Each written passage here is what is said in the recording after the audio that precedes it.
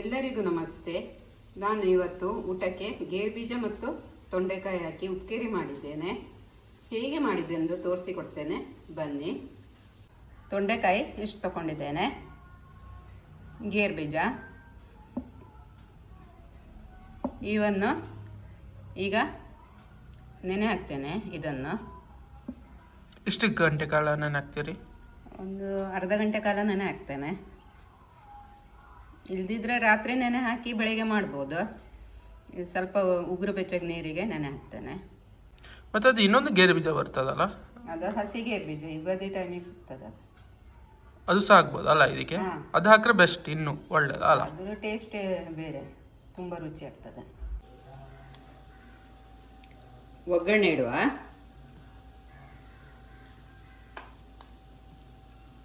ತೆಂಗಿನೆಣ್ಣೆ, ಸಾಸಿವೆ ಸ್ವಲ್ಪ,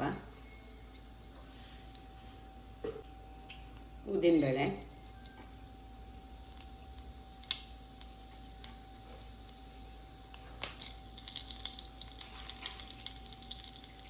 ಒಣಮೆಣಸು 2 ಕಟ್ ಮಾಡ್ಕೊಂಡಿದ್ದೆ ಈ ಥರ,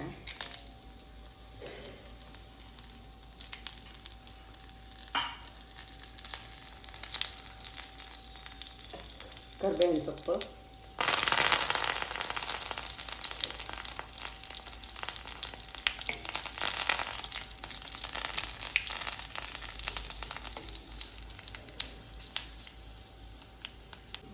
ತೊಳೆದಿಟ್ಟ ತೊಂಡೆಕಾಯಿ ಹೆಚ್ಚಿಟ್ಕೊಂಡಿದ್ದೇವೆ,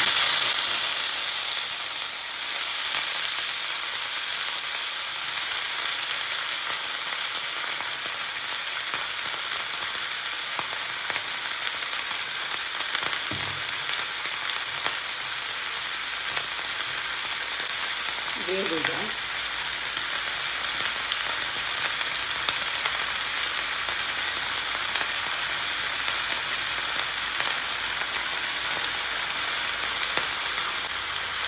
ನೀರು ಸೇರಿಸ್ತಾ ಇದ್ದೇನೆ.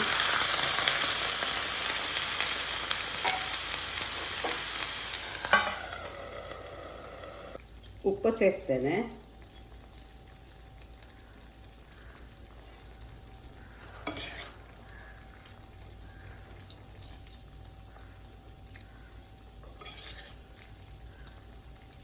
ಇದನ್ನೆಷ್ಟು ಬೇಯಿಸ್ಬೇಕು?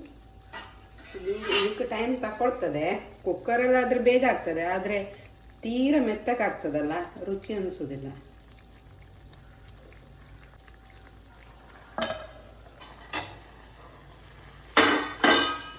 ತುಂಬ ಬಿಸಿಯಾಗಿದೆ, ಸ್ವಲ್ಪ ಸಕ್ಕರೆ ಹಾಕ್ತೇನೆ, ಇಷ್ಟು.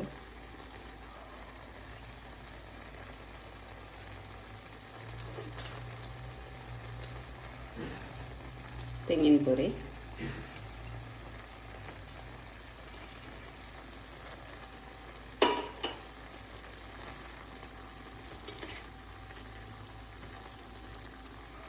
ಒಂದು ನಿಮಿಷ ಇರಲಿ, ಆಮೇಲೆ ಬಂದ್ ಮಾಡಿದ್ರೆ ಆಯಿತು.